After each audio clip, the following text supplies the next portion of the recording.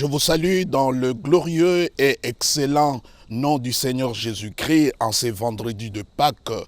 Que la grâce du Seigneur vous soit accordée d'une manière particulière où nous sommes en train de nous remémorer de l'œuvre parfaite, complète, totale, achevée de Jésus-Christ. Je vous salue, moi, le pasteur Jean Bosco Kindomba. Nous sommes en train de continuer la promotion de l'amour inconditionnel de Dieu et Maître Jésus-Christ au centre de notre évangile. Nous apportons ces messages christocentriques partout dans le monde pour que les gens, les hommes et les femmes prennent conscience de ce que Jésus-Christ a accompli pour nous au lieu tout le temps de prendre conscience des œuvres de l'ennemi. Je me suis toujours posé la question: pourquoi dois-je passer mon temps de parler de quelqu'un qui ne m'aime pas au lieu de parler de celui qui m'aime, le Seigneur Jésus-Christ? Aujourd'hui, l'intitulé de notre message, chers amis, partout où vous nous suivez, nous voulons un peu parler de l'amour de Dieu. Vous posez la question de l'amour de Dieu. Effectivement, nous voulons parler de l'amour de Dieu.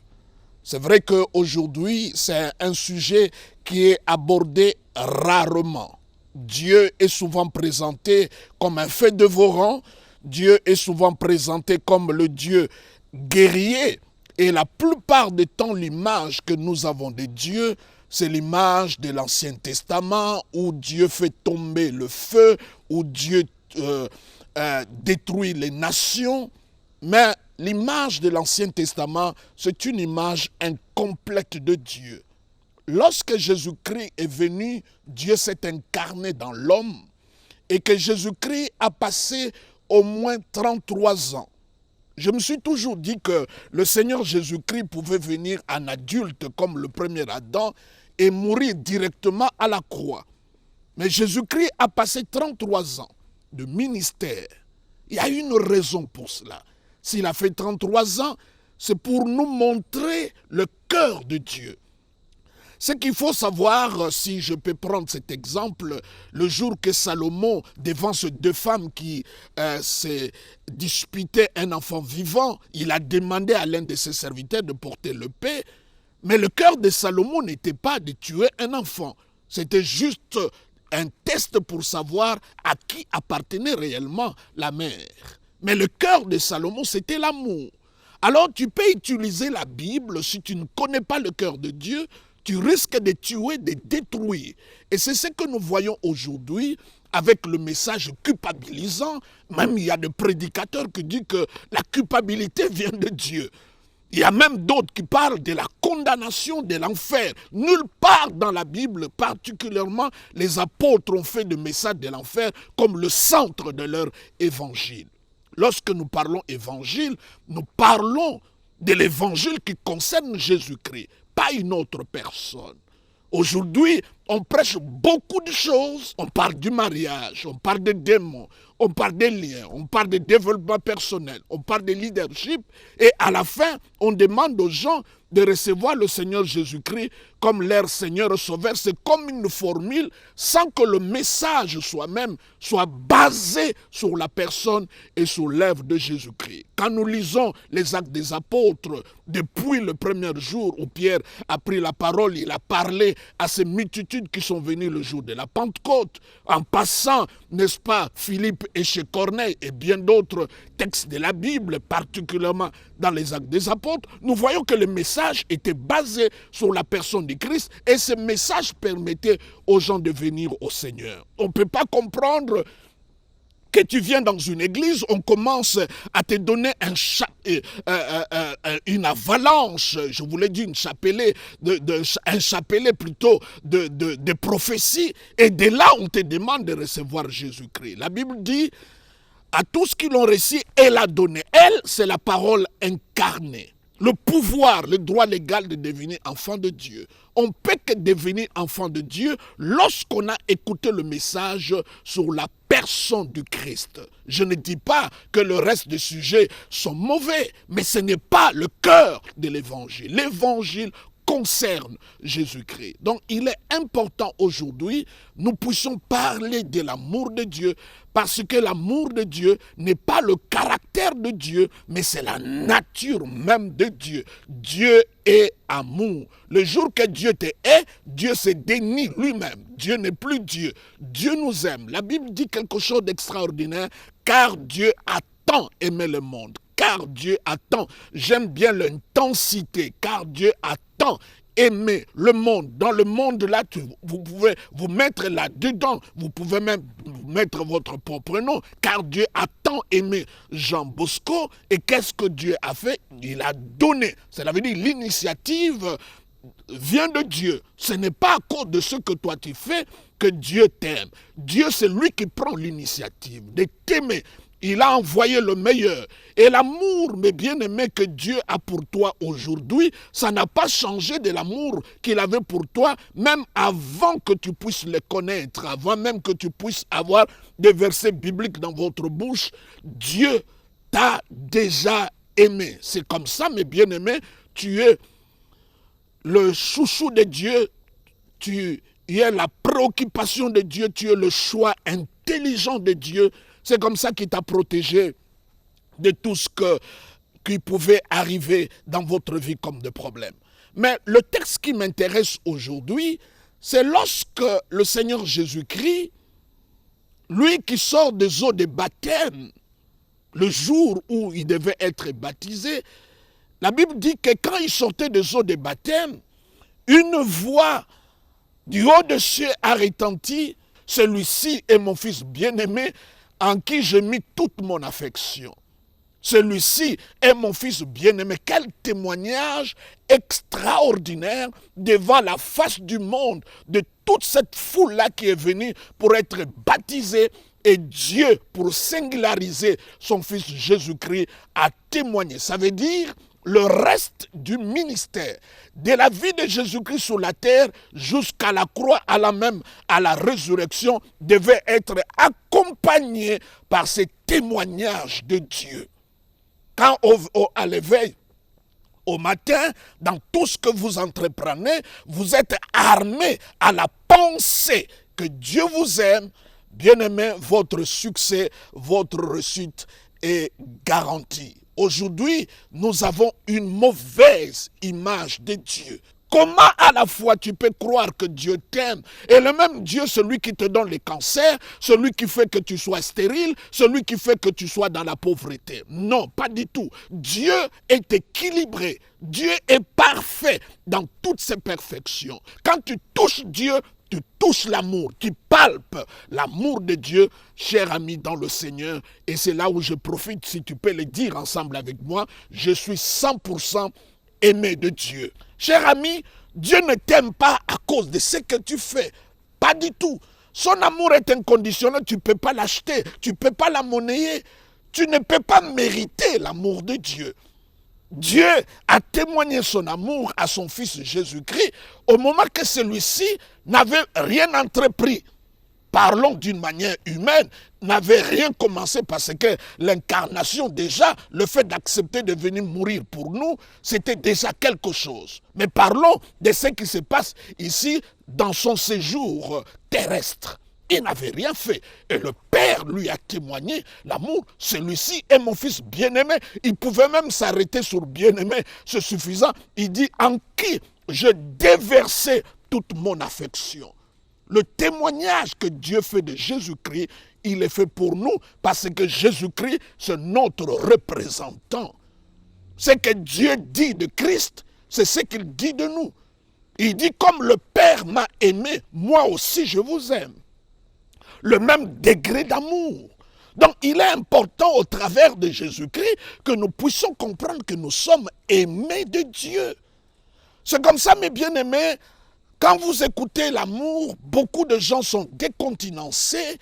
Beaucoup de gens, ils disent, mais qu'est-ce qu'il est en train de nous rencontrer? Nous sommes entourés de gens qui ne nous aiment pas, il y a la haine partout, il y a des problèmes.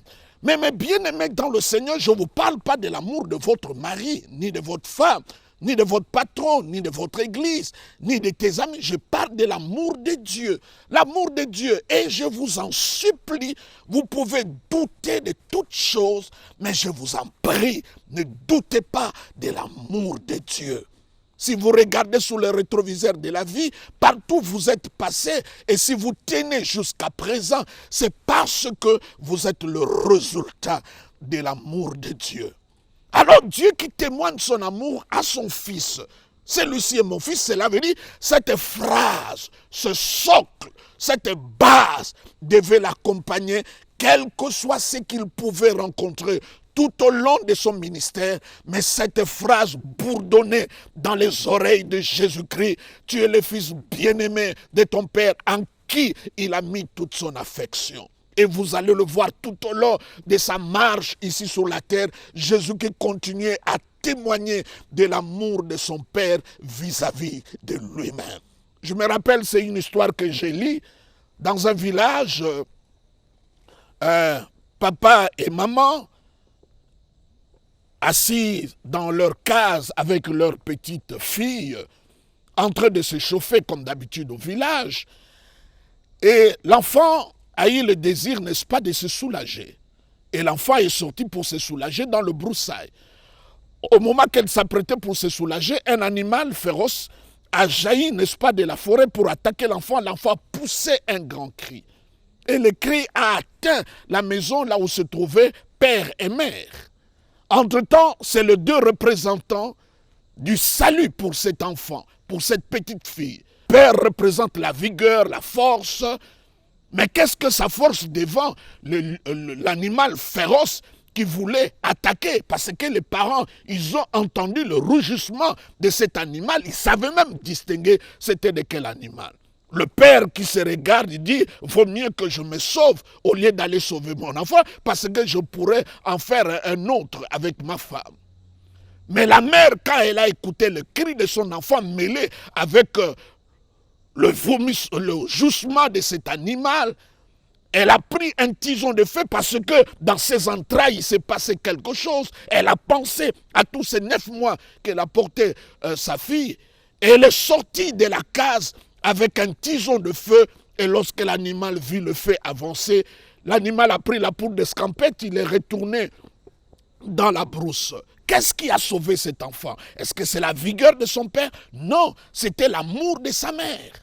Dieu a choisi l'amour pour nous sauver. Chers amis, ce n'est pas une faiblesse. Quelle est la dernière fois dans ton église on t'a parlé de l'amour? Pasteur, quelle est la dernière fois que tu as parlé de l'amour de Dieu? Aujourd'hui, le pays, le monde entier a tellement la conscience des œuvres du diable, de ce que le diable fait, et les gens y croient.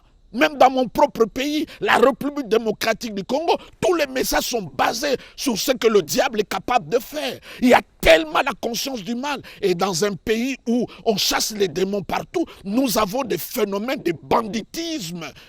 On crève le ventre des femmes, parfois en plein jour. Mais parce que l'Église et partout ailleurs, les messages ne tournent que vers le mal. On a tellement la conscience du mal. Allez allumer la télévision, lisez les journaux. Ce qui fait l'actualité, ce qui fait le buzz, ce sont les mauvaises nouvelles. La conscience du mal. Des catastrophes, des morts partout. Mais bien aimés, faisons la promotion de l'amour de Dieu. Dieu nous aime.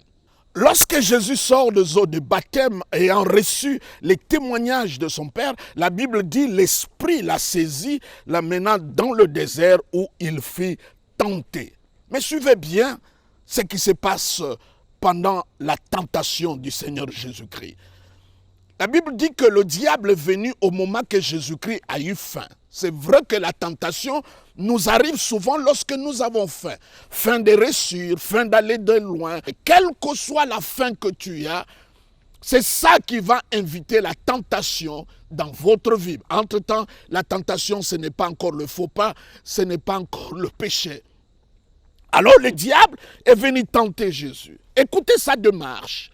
Il dit quelque chose à Jésus.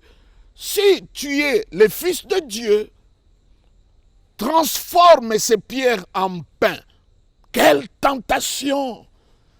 il y a 2 ou 3 choses que nous voulons relever dans cette tentation.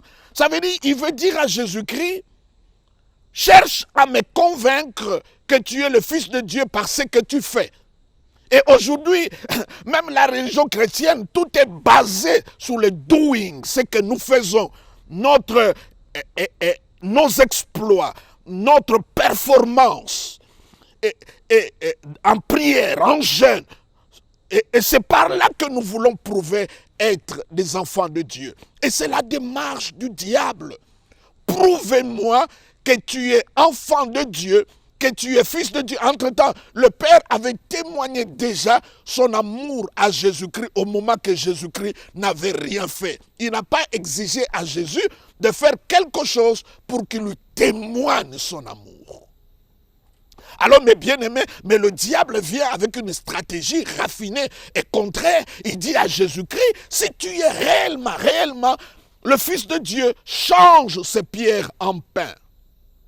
Alors le maître l'a regardé, il dit, et l'homme ne vivra pas de pain seulement. Mais avant que nous arrivions à la réponse du Seigneur, regardez ce que le diable dit. Si tu es le Fils de Dieu, entre-temps, au préalable, quand Dieu parle à Christ, témoigne son amour à Jésus, il ne dit pas seulement « celui-ci est mon fils ». Il dit « celui-ci est mon fils bien-aimé en qui j'ai mis toute mon affection ». Mais quand le diable parle à Jésus-Christ, la partie bien-aimé en qui j'ai mis toute mon affection, il a enlevé ça. Parce que le diable le sait, mes bien-aimés.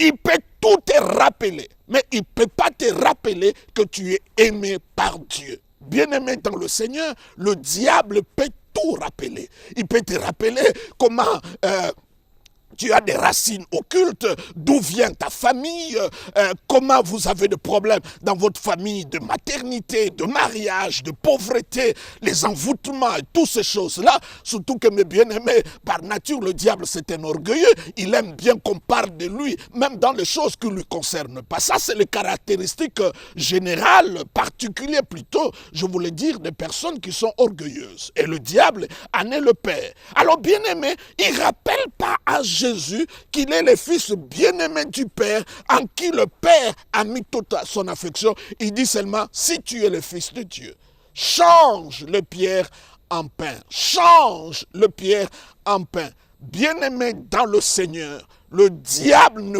pourra jamais, de sa bouche, te convaincre, te rappeler que tu es aimé par Dieu. Quand je parle de l'amour, bien-aimé, ne voyez pas ça comme l'amour de ton copain qui t'a laissé, de ton fiancé qui t'a abandonné, de ton mari qui triche. Je ne parle pas de ça, je parle de l'amour de Dieu. Je ne parle même pas de ton amour par rapport à Dieu. Je parle de l'amour de Dieu vis-à-vis de toi, vis-à-vis de vous. Quel que soit l'endroit où vous vous trouvez, vous êtes sur un lit d'hôpital, vous passez des moments difficiles. Je parle de cet amour. Vous êtes aimé de Dieu. S'il vous plaît, ne doutez pas de cet amour, que Dieu vous aime. Si vous êtes là, malgré tous les combats que vous avez eus dans votre vie, mais vous tenez encore debout. Si vous allez prendre un dictionnaire médical, vous faites passer votre doigt, vous trouverez qu'il y a plusieurs maladies qui sont dans ce dictionnaire, mais qui n'est pas dans votre corps, parce que Dieu vous a protégé. Vous êtes le fruit de son amour. Vous êtes le témoignage de l'amour de Dieu. C'est comme ça, il y a tellement de confusion. Il y a des gens, mais si Dieu m'aime, pourquoi telle situation, tel problème arrive? Non, non, ce n'est pas parce que tu vis que tu peux évaluer l'amour de Dieu. La Bible dit, lorsque nous étions pécheurs, Dieu nous a aimés, Christ est mort pour nous. Mais retournons dans ce passage de la tentation de Jésus-Christ. Lorsque Jésus-Christ, les diables le tentent, ne parle pas le témoignage de l'amour de Dieu vis-à-vis du Christ. Il dit simplement, si tu es le Fils de Dieu, change le pierre en pain. Bien-aimé dans le Seigneur, Jésus-Christ le dira, l'homme ne vivra pas de pain seulement, mais de toute parole qui sort de la bouche de Dieu. Spirituellement, ce qui soutient l'homme, parce que dans l'homme, c'est l'esprit. Ce n'est pas le pain que nous mangeons, les baguettes, bien d'autres choses. Mais il dit, l'homme ne vivra de toute parole qui sort de la bouche de Dieu. Alors, mettons les choses dans leur contexte. À ce moment où nous parlons, quelle a été la parole qui est sortie de la bouche de Dieu? Celui-ci est mon fils bien-aimé, en qui j'ai mis toute mon affection. En fait, Jésus-Christ vous l'a dit, la parole qui nous fait vivre, ce n'est pas une autre parole. C'est la parole autour du témoignage de l'amour de Dieu sur nous. Lorsque tu as cette parole, les gens vous demandent tellement, il y a tellement des équations internationales dans plusieurs domaines et parfois il y a cette crise d'amour. Mais laisse-moi vous dire, vous êtes aimés par Dieu. Et l'homme ne vivra pas de pain seulement, mais de toute parole qui sort de la bouche de Dieu. Quelle est cette parole qui sort de la bouche de Dieu? Celui-ci est mon fils bien-aimé, en qui j'ai mis toute mon affection. Toute mon affection, pas une partie d'affection, toute mon affection. Tu as besoin de croire à cet amour parce que l'amour de Dieu ne fait pas de yo-yo. Dieu n'est pas un émotionnel, Dieu n'est pas un sentimental. Dieu est stable, Dieu t'aime et son amour ne varie pas. Il n'y a pas de pendulaire dans l'amour de Dieu. Dieu vous aime complètement. Quel que soit là où vous êtes, si vous pouvez prendre conscience que vous êtes aimé de Dieu, c'est une arme extraordinaire parce que ma Bible me renseigne quelque chose. Rien ne peut nous séparer de l'amour de Dieu manifesté en Jésus-Christ. Et il y a une liste de choses. Ça veut dire les gens qui ne t'aiment pas chercheront à trouver des raisons pour lesquelles, pour dire à Dieu, il mérite pas ton amour, mais la Bible dit rien, absolument rien. Quand on dit rien, c'est rien, c'est zéro. Il n'y a pas une raison, quel que soit le problème que tu traverses du péché, de maladie, il n'y a pas une raison qui peut faire que Dieu puisse te haïr. C'est comme ça, vous verrez, quand Adam et Ève ont péché, c'est Dieu qui a fait la démarche d'aller vers Adam. Ce n'est pas Dieu qui s'est caché d'Adam. Non, non. C'est Adam qui s'est caché de Dieu. Et Dieu est allé chercher l'homme. Il est allé vers l'homme. Et c'est ça qui m'étonne parfois. Lorsque quelqu'un a un problème de conduite, de péché, il fuit l'église, il fuit les hommes de Dieu. Il arrête de prier. C'est comme quelqu'un qui est malade et tu lui poses la question, pourquoi tu ne vas pas à l'hôpital? Il dit, je ne vais pas à l'hôpital parce que je suis malade. Ou un pasteur qui dit, mais il y a tellement de gens de mauvaise vie dans mon église. Cher bien-aimé dans le Seigneur, est-ce qu'un médecin doit se plaindre parce qu'il y a trop de malades dans son hôpital? Jésus-Christ l'a dit, le Fils de l'homme n'est pas venu pour perdre, mais pour gagner. La parabole, n'est-ce pas, de la brebis perdue en prouve. Il en avait 100. Il en avait mais il est allé chercher, quel que soit le nombre. Aujourd'hui, on est à 7 milliards. Tu n'es pas un numéro pour Dieu, mais tu es une personne à part entière. Il n'y a pas deux comme vous. Vous êtes singulier, unique et particulier. Votre ADN le prouve, bien-aimé. Même vos signaux prouvent cela, que vous êtes unique pour Dieu. Donc, il a laissé les 99 pour aller chercher l'unique brebis. Ça veut dire, même dans les milliers de beaucoup de gens, Dieu a un regard particulier par rapport à vous. Si nous parlons encore, n'est-ce pas, de la pièce de monnaie qui s'est perdue, parce que la brebis s'est perdue par nature. Il nous arrive d'être perdus à cause de notre nature. Mais la pièce de monnaie est perdue par accident. Cette femme a perdu sa pièce de monnaie par accident. Mais j'aime bien l'histoire parce que la Bible dit elle a fait sortir tout ce qu'elle avait à la maison pour retrouver cette pièce-là. Vous avez tellement... Pourquoi elle n'a pas voulu remplacer cette pièce-là à une autre pièce? Parce que vous avez une histoire avec Dieu. Cette femme ne pouvait pas remplacer la pièce parce qu'on donnait ces colliers-là avec les 10 pièces à la femme lorsque celle-ci était épousée. on lui donnait ça. C'est à cause de l'histoire. Il y a une valeur sentimentale. Et Dieu ne peut pas vous remplacer. Et la femme a cherché. Et quand il a retrouvé, elle était dans la joie. Et il y a la parabole de l'enfant prodigue, nous allons en parler dans notre prochain numéro. Ça, c'est vraiment le somme de l'amour. L'enfant prodigue qui est perdu par choix. Je répète bien, la brebis est perdue par nature, la pièce est perdue par accident, et l'enfant prodigue est perdu par choix. Quelle que soit la manière dont tu es perdu, le Seigneur a de l'amour pour toi. Et bien-aimé dans le Seigneur, que la grâce du Seigneur, que la paix de Dieu soit avec vous. Je le répète encore, la nature de Dieu, c'est l'amour et vous êtes aimés par Dieu. Si vous pouvez mettre les deux mains sous les cœurs et crier très fort, je suis 100% aimé par Dieu. Que la grâce et la paix du Seigneur vous soient accordées au nom du Seigneur Jésus-Christ. Vous êtes aimés par Dieu. Amen.